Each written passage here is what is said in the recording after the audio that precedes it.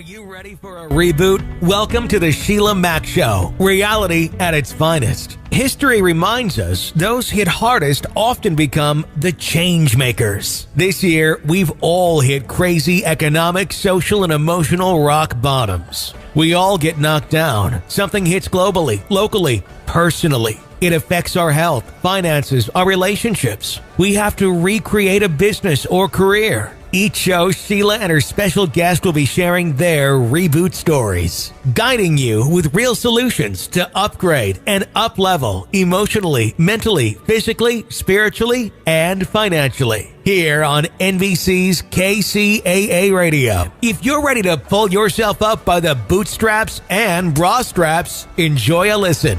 Here's Sheila. If you are just tuning in, happy Valentine's Day. This is NBC's SheilaMacShow here on KCAA Radio, the station that leaves no listener behind. Today, we're going to discuss the importance of relationships and the lasting strength of love during times of change. So if you are just tuning in, I do invite you to also go on over to my YouTube channel, SheilaMacShow, subscribe and listen, and there you can also find prior episodes of all my interviews and shows, as well as shorts and special announcements.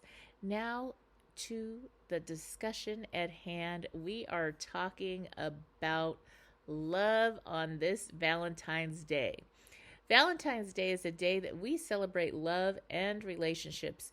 But what makes a relationship last, and why do some relationships survive the test of time while others don't? I believe it has a lot to do with the foundation. And sometimes you got to rebuild, reboot, and reinvent how you're doing your relationship. And it's never too late for that as long as both parties are in agreement. Relationships are not easy. They require effort, communication, and compromise, as well as a lot of understanding. It's important to remember that change is inevitable, and it's how we handle change that can make or break our relationships. So that is something that is so important. And one of my favorite quotes, it's a little bit longer quote here, so I'm actually reading it. And this is by Dr. Wayne Dyer, one of my favorites, now a spiritual being who really touched my life in many ways with his incredible teachings.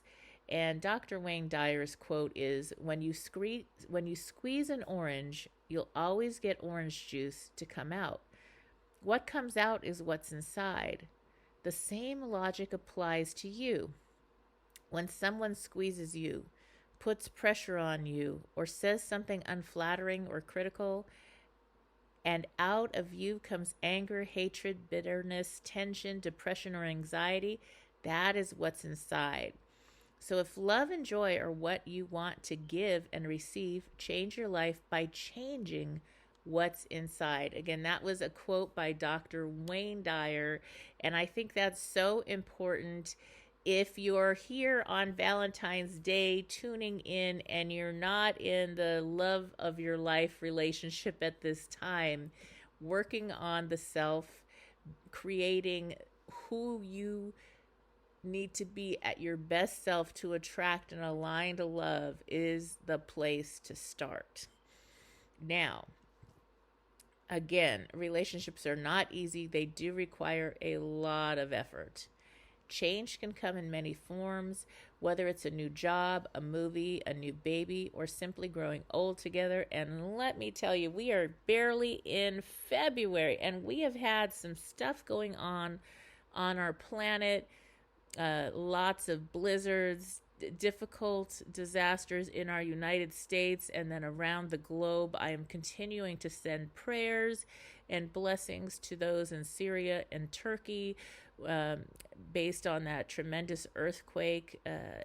Just this love, you can see the love when you look at some of the videos, if you can handle looking at the videos of those being rescued, and the love of all the countries united, coming together from around the world to help. It shows that love is really all there is, and it's just such a time.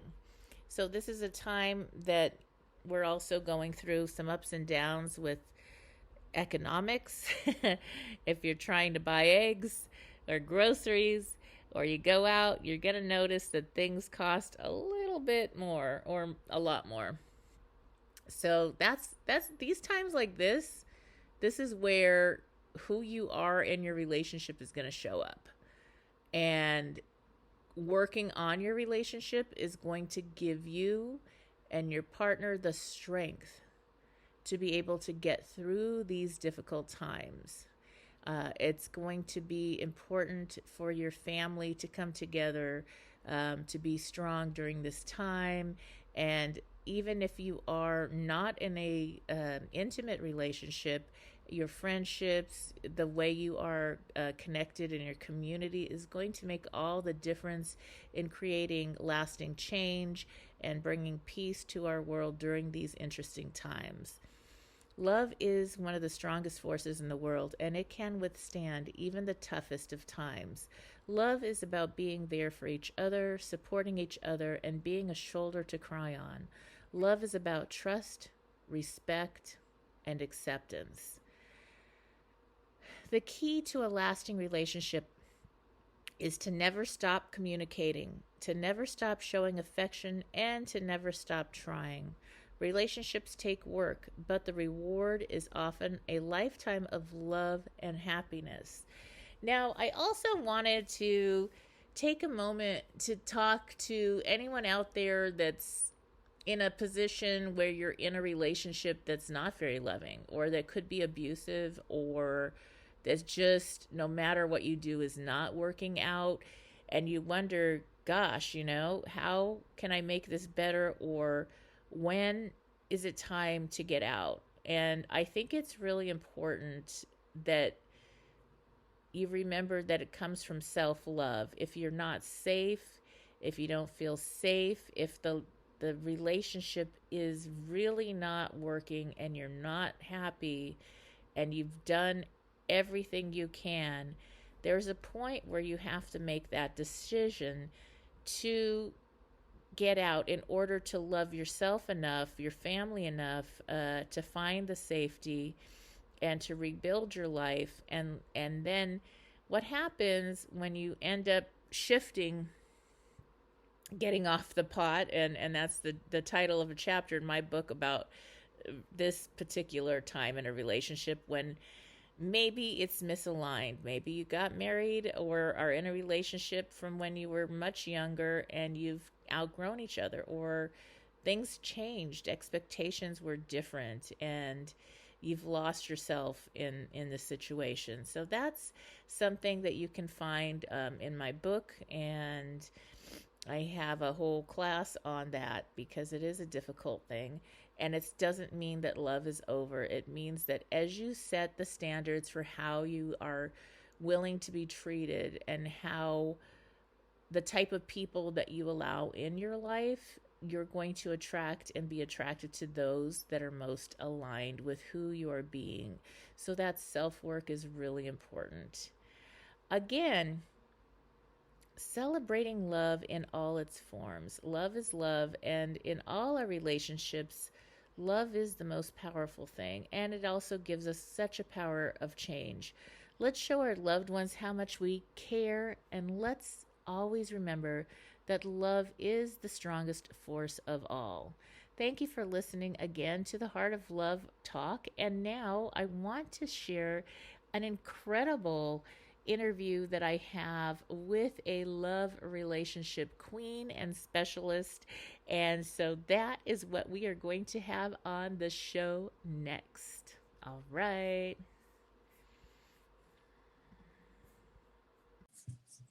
Welcome to the SheilaMac Show, reality at its finest. Here we have real people sharing real stories and actionable steps to help you reinvent, rebuild, and reboot your business and personal life on your terms.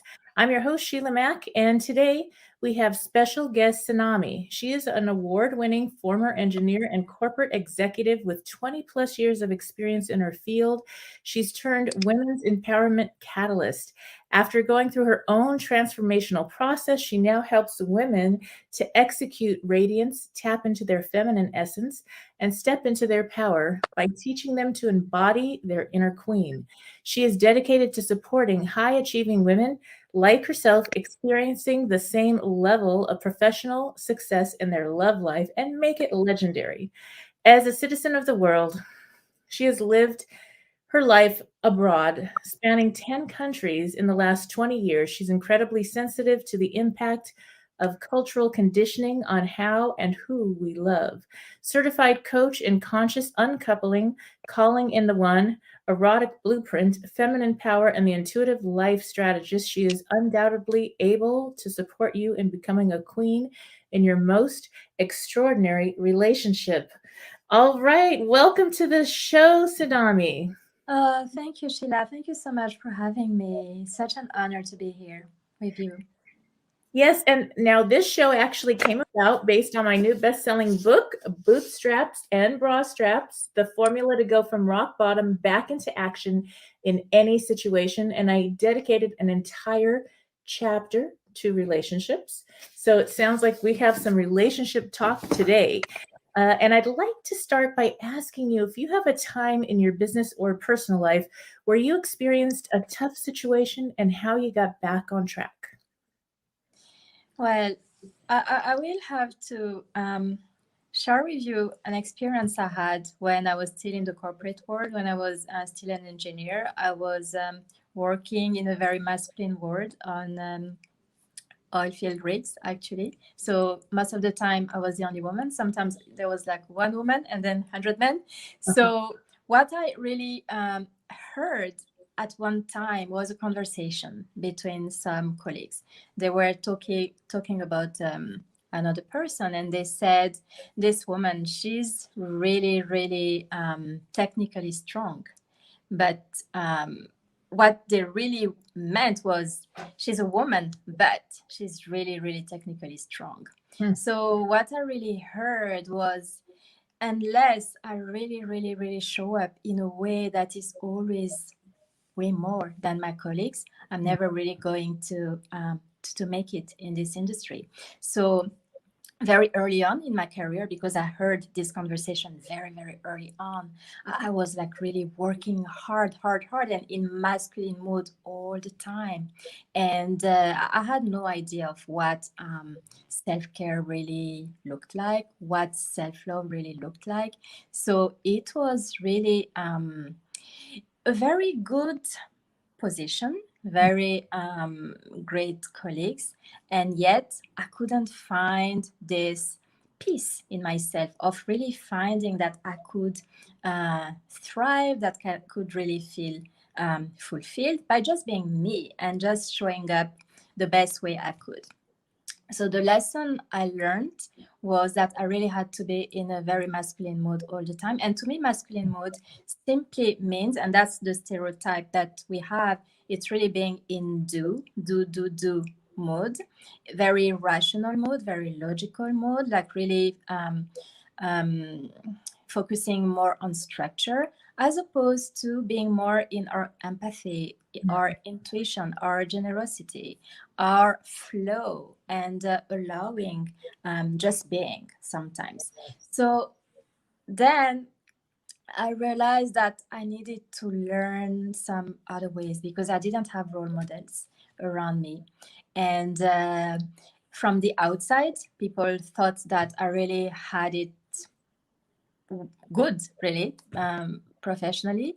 And I was paying very high price, because in terms of relationships, I didn't have the time. I didn't really make it a priority. So it really didn't work well at all. I actually forgot that I had to also think about my love life. Oh, right. While building a career. Yes. So this has totally impacted how the rest of my life would be, because from the deep pain inside that most people could not see because I was not really sharing much in terms of emotions. And that's also what people were valuing around me. People were valuing very tough people. And in fact, in my industry, people were saying, oh, this engineer, oh, this is a very tough person. Very tough. Yes. Yes. Right. Yes. Yes, and you strike me as so incredibly feminine from the moment I met you, and not a masculine part of you that I saw, really. And it's interesting how that happens in the culture, in society. Now, my first like big job was when I was 18, and I actually worked at Jet Propulsion Lab in the engineering department. I was programming and doing a lot and working with these really top scientific engineers, you know, making the spaceships and all that. And it was different. I was also a very young girl. And so the way there was a difference in how I was treated versus the guys. So I totally get being in those shoes and the expectation. It's like Tony Robbins talks about to be loved or enough. Is something that's so important to people. And so when there's gossip or like the gossip or the questioning of why you're not enough if you're not married comes up, and it's like then you start doubting yourself. Yes. And you think, oh, well, but I want them to love me, to like me at least. So maybe I'll go marry the wrong person, which is That's worse. right. Yes. Let's rush into this. And so it really, things show up in a season in our life. Absolutely. And you know, and it's a choice whether you want to do one thing or the other or both. It's still a choice, a personal choice. And you know, I feel like if they don't like you or they don't like me for whatever I'm doing, then they're not really valuable for me as friends. Like that's okay. They're in a different part of their journey, and a lot of it is their own self-talk, their own judgment. So it's okay. It's it's okay. But it took me a long time. So when I was young, I wasn't there, and I did that whole game. Yes. You know, for a little while. And it's true what you said, that the younger generations have a different level of freedom around really living their lives in a way that really feels aligned and really centered. The way they're going to choose their careers, it has to be, it has to have like a purpose that they really want to feel like, yeah, this is really me. This is really what I'm meant to be. They are less likely to just take any job just because it's safe, and they are willing to leave and do something totally different if it feels more aligned. So now there is more emphasis on alignment, on really being authentic and true to who we really are. And the invitation to actually find our own truth is now alive. Now it's something that I'm noticing in all generations now, because with this crisis that we've been experiencing for the last couple of years, now people are reinventing themselves. They're reevaluating their priorities. So now we have more permission to totally redefine who we are, how we want to live our lives, because also we see that everybody else around us is also doing that. Everybody else is also doing that. So now there is more permission, I think. So much. More acceptance. Yes. And you know, see, my grandparents' friends, all these older ladies were like my extended village that raised me, literally, like all these other grandma age ladies. And some of them didn't have children. So they were like my other family. I literally took care of them until they passed away too sometimes. They lived in my home. They were truly like family. And they had gotten to the place in their life when I was just 5 or 6 or whatever. They were already at the place where they were done with the game. They were done pleasing others. So they were real. They had their own, whatever they had, their home, whatever, they had built a life, but they didn't dress up to please. When one lady, I loved her so much from Greece. She had every plastic surgery when it first came out. At 98 years old, she still wore the highest heels and dressed Wow. like, the little Greek dolls you see? She would always give me these Greek dolls, and she dressed just like that, just gorgeous, and I mean, people would be like, "Well, where is she going?" And it's like, but it made her feel good, and I was like, Yeah, "Oh, when I get older, I wanna be just like her." She was me like, too. "That's great," and she went dancing and had this beautiful life. So I got to see it when these ladies were like, "Oh, the heck with this noise. I'm not gonna play this Mhm, game. I'm done." And it mhm. was and I decided, well, okay, why do I even need to start playing this game? You Yes. always lose. You lose that game. No matter what, you're never enough for somebody that doesn't feel like they're enough. This is so well said. I totally resonate with that. And something that I'm noticing a lot in my work as a women's empowerment coach, it's the false core beliefs that we carry since we're young. I was sharing with you about some of mine and how they actually started from conversations I've heard and the meaning I made of those conversations for Mhm. how I would have to live my life to actually live a life that is acceptable, Mm, that is deemed good. right. So the not enoughness disease is very rampant. Yeah, The now not that's a pandemic. not enough. Yes, and it shows up everywhere.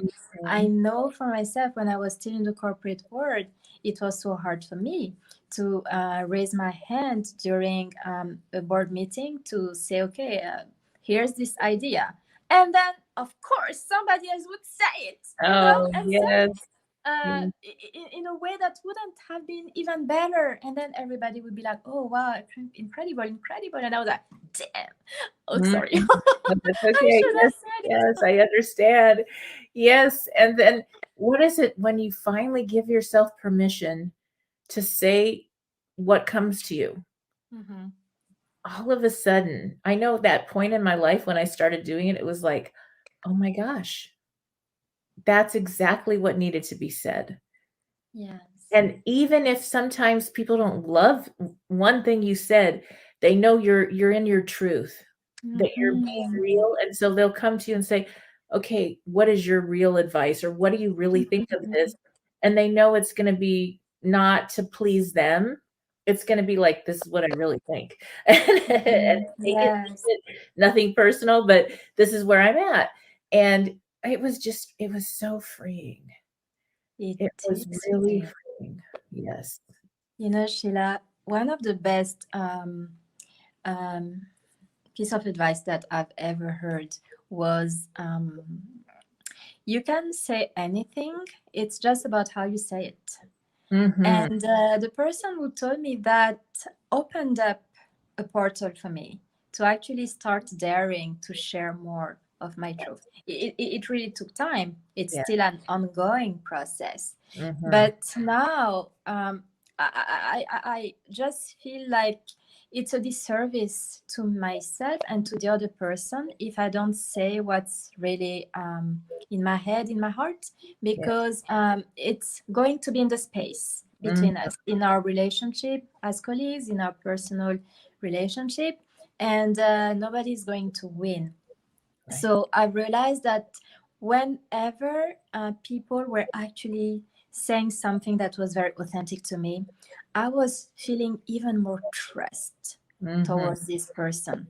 And one day, somebody told me when I said something, it was a no about something, but I said it in a very, it was diplomatic the way I said it, and I explained why. I remember. And this person said, just because you said that, I trust you even more. And I Exactly. love your candidness. Yes. And I even received two emails like this yesterday Mm. because I couldn't do something that somebody was expecting from me, like two people. So the permission that they gave me is actually opening this portal even more. So now it's even easier because I could feel that they were accepting my no, and they actually trusted me more. Right. Right. So now let's switch this talk to more about relationships. And what you just said makes me think about the different ways that men and women communicate. I have 5 boys and 1 daughter, and it's very different. And yet my daughter was more of a tomboy as a kid growing up with all these brothers. But it's that direct, like if I want a message to one of the sons, I need to be so direct. Mm-hmm. And they appreciate that. If I go and talk like women to women and go around the bush and tell a story, they're done. They're done. They're like, what exactly did you want? Was that what you were trying to say? Because I didn't even hear that. You went on this long story and made it all nice and pretty, and I was lost. So it was almost this learning of how to be direct and honest. It's a little different communication style. And sometimes the guys are maybe, or the masculine energy, depending on your relationship choice, is the partner that's the masculine energy is going to be the one that'll be direct, and it's not meant to be hurtful. But it comes off that way because we want it packaged in a pretty little bow and all nice and feminine, and that's not the masculine. Yeah. So what I'm really noticing with the clients I'm working with is that there are a lot of assumptions about what the other gender wants, or what the other person, depending just the energy, needs and wants. And then a lot of adjustment to becoming this way. And this is so exhausting and so inauthentic. And we were talking about authenticity earlier. So I think that when we're really able to just be, and that's really the feminine way of showing up, like being in this beingness as opposed to this doingness, it's way more authentic, and people can actually connect with us at a deeper level. Can really see us, they can really hear us, and the way we're going to communicate is just going to be organically landing, And I'm also noticing many clients that I'm working with, that they think that it's just a game, that it's just manipulation if they are trying to be a certain way. And in a way, it could be, if it's not us, if we don't really feel that it's our core essence that's being expressed. So my best lesson learned in my own life, and also by noticing what everybody else around me, for clients or friends, have been living, is that the really beautiful relationships have been built on this level of trust that came from showing up in an authentic way on a consistent basis. The consistency is something that brings safety. When we know that we can expect our partner or loved one to show up a certain way, of course there are like surprises, and we also want this person to show up with all his or her flavors, of course, but there are like certain core things that we need to see on a consistent basis, like how values are being expressed and lived on a day-to-day basis. So that brings a lot of safety, and for the more feminine energy, that's going to feel so good. Feel so nurturing. And then the more feminine energy is going to be more likely to surrender, because there's also this yearning, this longing to surrender, but also be held by the more masculine energy. And okay, you're going to be there. I'm totally going to collapse right now. Yes. But you're Yes, here it's such supporting. a beautiful feeling. And when I had my house burned down, which was why I wrote that book in the beginning, Yeah. I had one guy show up and he helped me. I didn't ask. He was there and Mhm. he helped, and he was like, I'm used to being in charge and leading and guiding and helping, and he was like, I got this. I've got the plan. And I was like, Mhm. oh my gosh. And I could just cry and feel safe. And I was like, oh wow. That's like put me in the feminine. I said, okay, do you have like a twin brother? Are you in a relationship? Like literally, like really. I'm like, because you're it. You are awesome. And I mean, anytime I needed something, he was there. And that presence and saying I don't have to be in the masculine. I can be in the feminine is Yes, like I when you feel safe, you don't have to defend yourself. exactly. And I can't tell you, like, probably the only guy I have felt so safe with in my Mhm. life. This And is a great it's simple. thing. Yes, and Yeah. it's such a beautiful thing. It really is. And And the masculine. Go ahead, please. to be really authentic. I wasn't even trying to like look good for him. Like my Mhm. house burned down.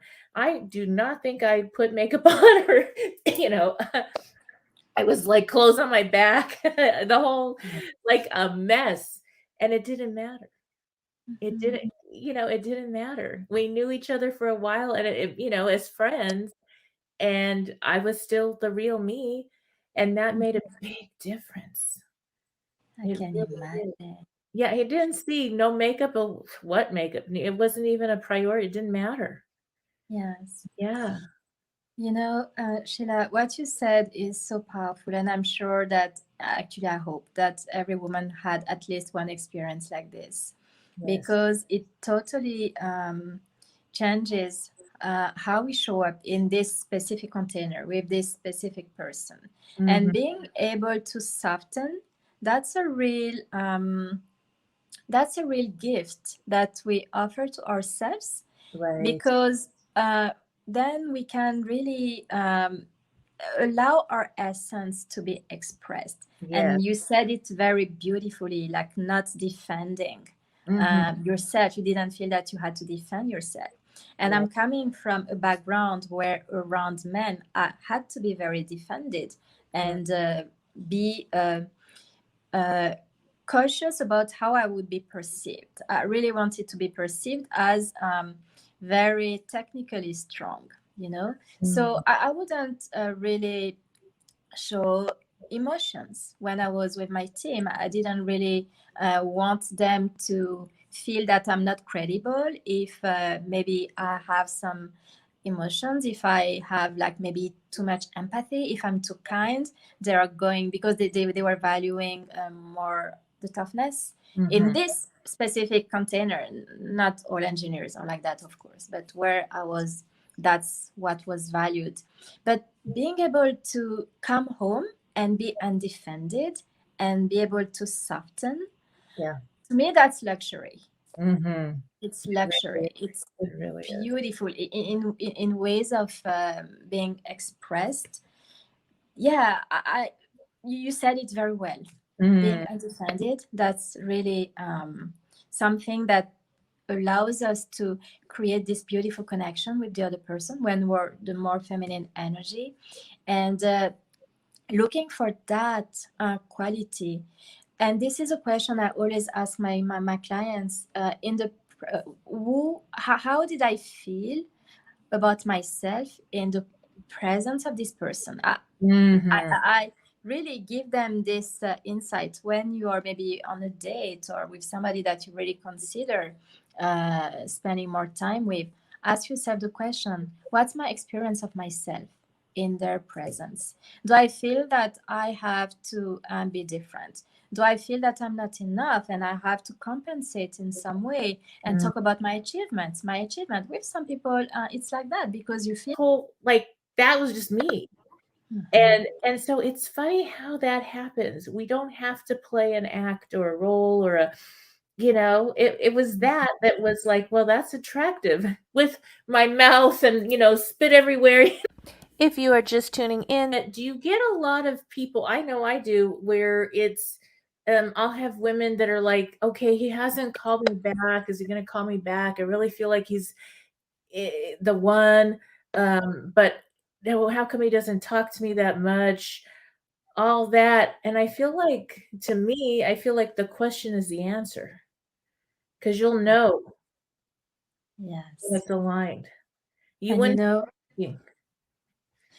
this is again the same question that I was sharing earlier. What's my experience of myself in their presence or in their absence? When they are really not showing up. What am I feeling? Am I feeling that I'm not enough? Maybe I did something wrong. Do I start to analyze the conversations and assume that it's on me, it's my fault?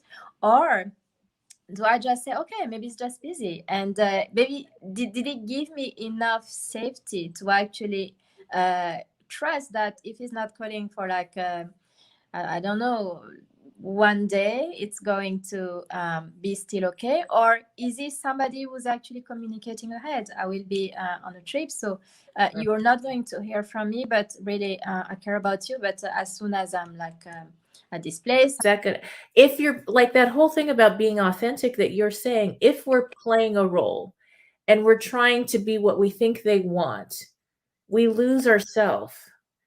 Now, that can go on for a while, but the reality is the real you is going to like one day say, oh, you know what?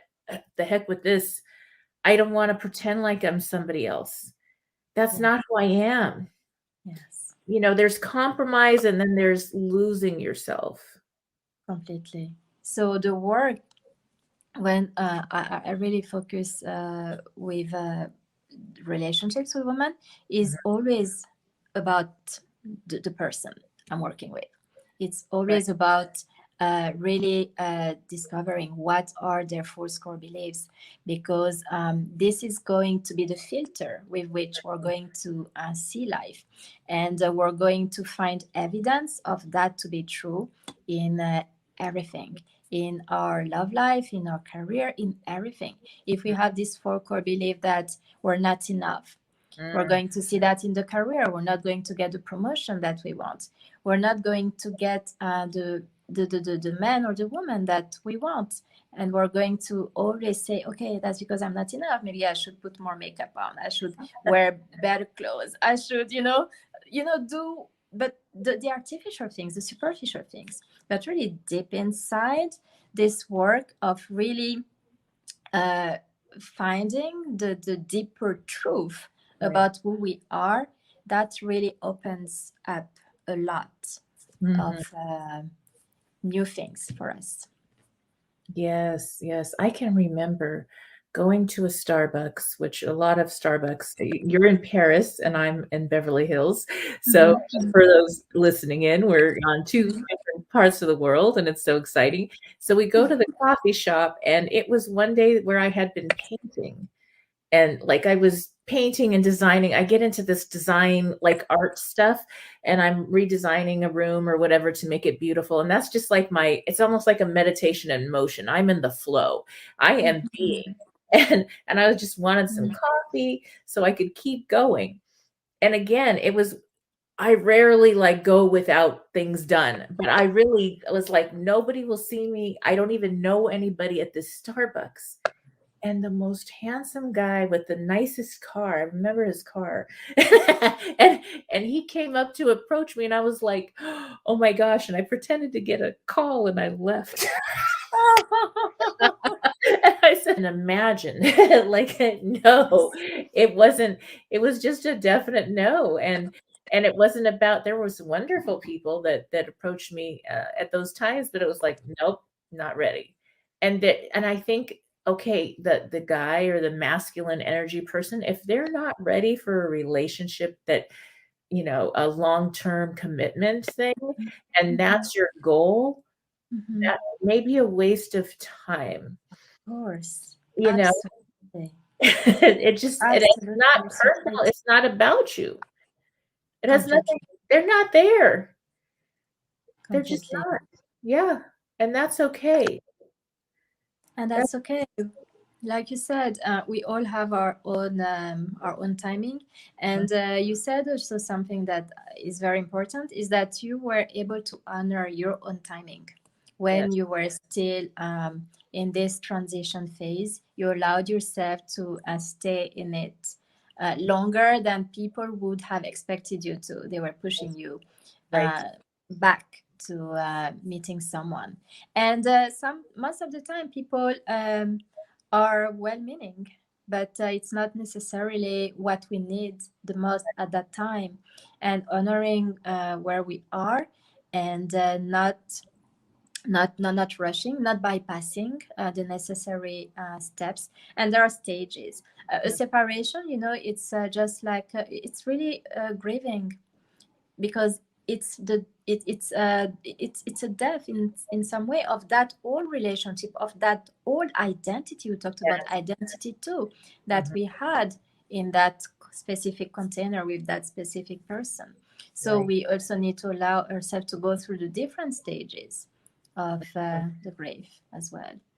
And Yes. it can happen faster or very slow, it depends, but time alone is not sufficient. Right. It's more doing it's when you're ready. It's just like grieving anything or making a change. Everybody has their own time. And to honor that, why would you want to bring into a relationship when you're not there yet? Of course, That wouldn't be very good. completely. So, yeah, and then to later finding aligned relationship and everything for me, it was like, "Oh my gosh, thank goodness," because I knew what I wanted, what I didn't want, and what worked and what like, I kinda knew where I was at. I have friends in different cultures where, um, marriage is, like, so important. It is And true. it's a big d and I love them dearly, and every time I see them, they're like, "We've got guys for you." I'll be like, Mhm, mhm, "What? mhm, mhm, Oh my gosh, it's so cute. We wanna marry you mhm. off." And I was like, "Oh, no, let's not do that." But it's coming from a beautiful space of caring for my well-being and caring for Yeah, me as a friend and wanting the best for me. It's just we know what the best is for our own timing, for sure. yeah. Sometimes had some colleagues who would go on vacation single, and then they would come back with the ring. Oh, I'm engaged, and they would show us the pictures. And some of them would say, "Oh, actually, my parents just put an ad, and I got to actually meet great people, Mm, and we clicked. And actually, I've met their partners, their wives, and wow, I don't know how it worked, but really, wow. for Yes. some of them, it really worked very well. So But good. it was very important, like you said, Yes, in it's this. huge, and there's a lot of different cultures like that, so it was interesting that, I remember going to a friend's, religious temple as a guest, and the guys only are allowed to marry in that religion. And Mm. so they all want you to convert because you're a woman. And there's very few women that join. And I was like, "Oh, no, I'm good. I'm okay. I don't wanna do that." But it was because they're following these guidelines and rules about you can only have a relationship or marriage with a woman in that particular religion. And so I was like, "Oh, no, because that wouldn't be me. I don't even know much about that religion." So, there are a lot, and they were so desperate because 'cause they're not allowed to date outside of it, and that was huge. Poor Yes. guys. Mm. Poor guy I mean, there was all guys and, like, very few Is women. that true? It was interesting. So, I'd like to, now switch over to sharing about a big event that's coming up, so I'd love for you to share about the event, that's happening soon. Yeah. So in a few days, I'm hosting a virtual retreat. It's called the Magnetic Queen Retreat, How to Be Remarkably Sovereign. So for over 10 days, I'm interviewing experts in different areas, and it's going to be about love and relationships, intimacy, career, leadership, communication, women's empowerment, and the theme is really how to tap into our inner queen, how to step into our power, and how to really express our feminine essence and own our light fully. So you can sign up to be part of our event by going to queensofradiance.com/retreat. All right, wonderful. And I look forward to seeing you all there. And then if someone's interested in your coaching or work, how can they connect directly to you as well? Yes, thank you for asking. So by going to queensofradiance.com as well, you can contact me. There's a contact form, and you can send me a message, and I'm going to send you a link for us to have a conversation, so we can assess what would be the best way for me to support you. And there's also an application form that I can send. And when you go to the same page, queensofradiance.com, I also have gifts for you to really tap into your inner queen and connect to your radiance. So there are a lot of beautiful freebies that you will really love, I'm sure. Outstanding. All right, Tsunami. Well, thank you again for being a guest on the show. And for those tuning in, we'll be back after these messages. Stay tuned. Thank you so much, Sheila. Okay. If you are just tuning in, this is NBC's SheilaMacShow here on KCAA Radio, the station that leaves no listener behind.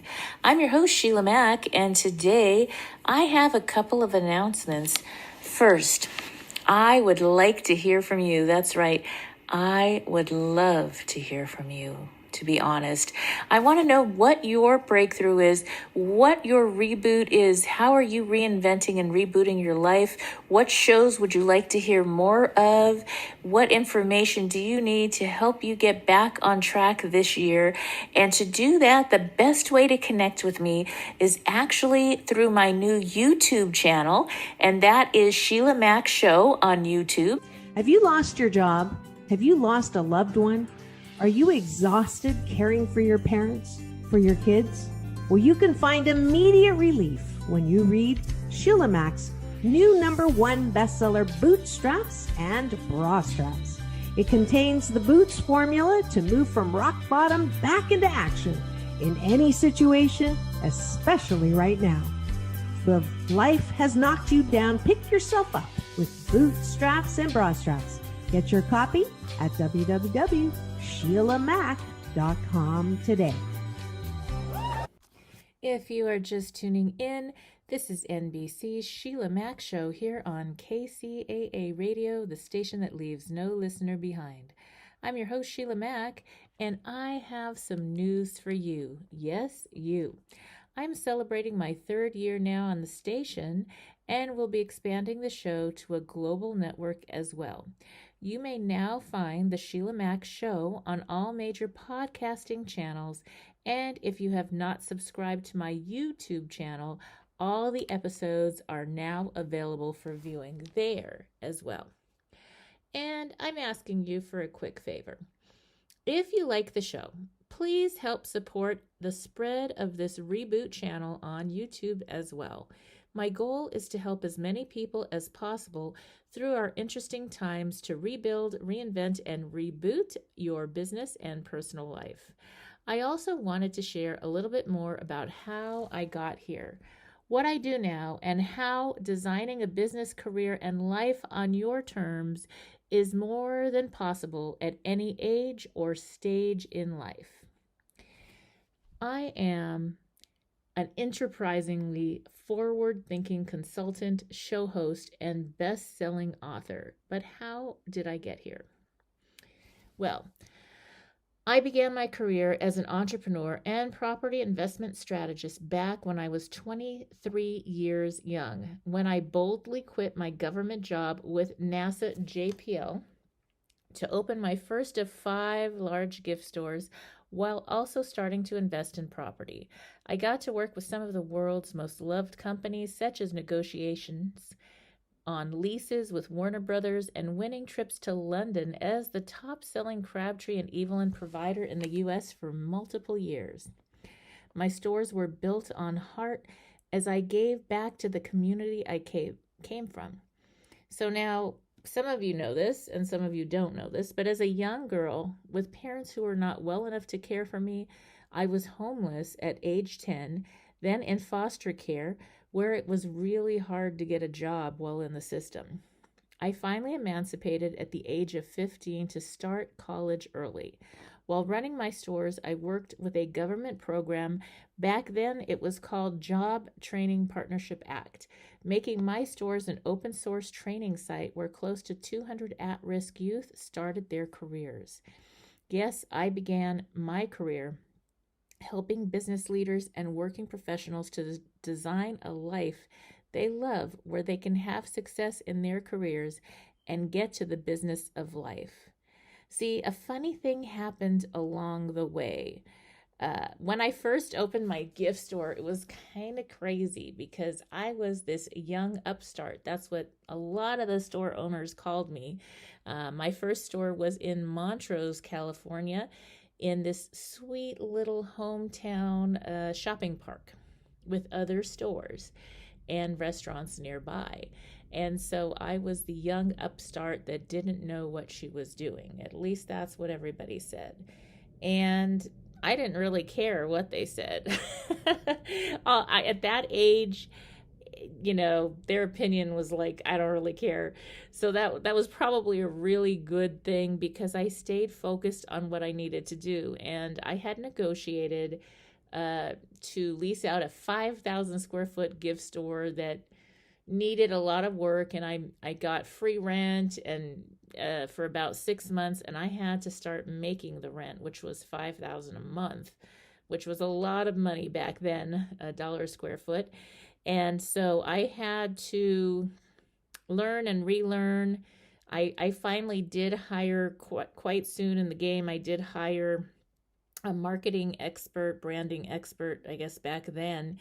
And that lady really helped me to figure things out when I first started. And when you first start a business, especially when you're young, it was like I had no idea what to do, but I needed to learn because my rent was going to start coming due every month. And over that time, I started having more success. I did crazy things like stayed open until almost midnight every night, along with the restaurants who were very close to my store, while everybody else closed shop at about 5 or 6 p.m. So I was making more money from the start, and I just really, my store was to help my kids, and the products I sold was whatever the community wanted. I sold lots of things to people in the entertainment industry. I worked with cruise ships. I worked with many different people in the community. And later on, the store owners actually came to me and asked me if I would consult them and help them. I actually started buying my other buildings because I didn't like the idea of paying rent for years and years and years and not building equity. So I did get my real estate license through that and invested and bought my other 4 store buildings. And lots of the other store owners worked with me, paid me to consult and help them do what I was doing. And I didn't really even know it was called consulting. I just knew how to figure it out, I guess. And so that's how I started my career. And now, I raised 6 children, all that, and now they're grown. And so I get to come to work every day and do what I naturally do best as an enterprising and forward-thinking business leader. Through my show, courses, and live events, I guide entrepreneurs and working professionals like you through the profitable steps of building a business, creation to expansion, marketing from planning to implementation, wealth preservation through strategic planning and, yes, real estate investing, and lifestyle design so that you can earn more while getting back to the business of living your best life. So I do invite you to tune in here to KCAA Radio, and also I would really appreciate it if you went to my YouTube channel, SheilaMacShow, and gave a subscribe and a listen to some of your favorite shows. And I do have some other exciting things, including a free gift to thank you. So if you go to www.SheilAMac.com, that's SHEILAMAC, SheilaMac.com, there you can get a free gift to get started on your reboot this year. And now back to the show. Okay, thank you guys. Bye-bye. All right, if you're just tuning in, this is NBC SheilaMacShow here on KCAA Radio, the station that leaves no listener behind. And we are also streaming to YouTube at SheilaMacShow and all major podcasting channels. And we'll be visiting some other special shows. I have switched to all natural beauty. So if you'd like to learn more, go to SheilaMac.com and click on Natural Beauty to learn about Beauty Counter. And that is something I'm now repping, but I also am only using the Beauty Counter all-natural products. It has made a huge difference in my complexion and is a wonderful way to just only have natural products on your body. You can also go to beautycounter.com/Sheila, SHEILA, Mac, MAC. But the easiest thing to do is just go to SheilaMac.com, SHEILAMAC.com, and then look for the Natural Beauty tab. You are tuning in to the Sheila Mac Show, where we answer real questions with real solutions to help you reboot your business and personal life. Now, I have reminded you about my new best-selling book, Bootstraps and Bra Straps, the formula to go from rock bottom back into action in any situation. And the core of that book is lifestyle design. So it's going through chapters of different things that happen in everybody's life to one extent or another. We talk about starting over, rebooting, back on track after losing a loved one, a divorce, our kids grow up, we are parenting our parents, and more, relationships, ups and downs, renegotiating relationships, business, career.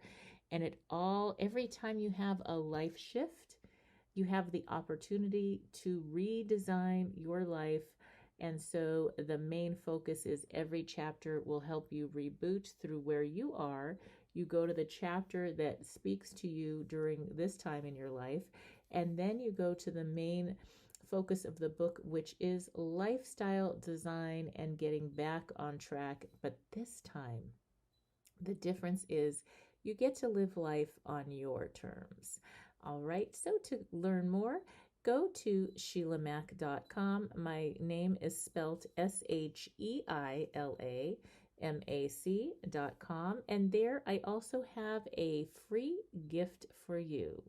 Looking forward to seeing you there, and as always, I wish you life, love, laughter, and light.